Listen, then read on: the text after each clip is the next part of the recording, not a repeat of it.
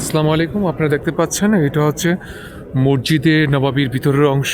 পরিবেশটা খুবই সুন্দর এবং ঠান্ডা। স্পেশালি শুক্রবারের জুম্মার নামাজ যদি মসজিদে নবাবির ভিতরে পড়তে চান, তাহলে আপনার 4 থেকে 5 ঘন্টা আগে মসজিদে প্রবেশ করতে হবে, মসজিদে নবাবির ভিতরে প্রবেশ করতে হবে। আদারওয়াইজ আপনি মসজিদে নবাবির ভিতরে আপনি নামাজ পড়তে পারবেন না।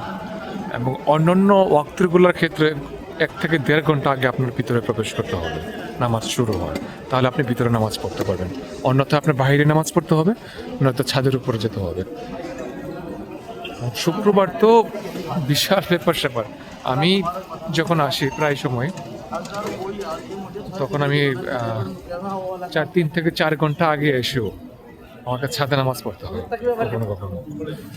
খুব সুন্দর এই যে টিসি হলের ভিতরে এইদিকে অনেক অংশ, এইদিকে অনেক, এই যে লাইটিং, কত সুন্দর সুন্দর লাইটিং।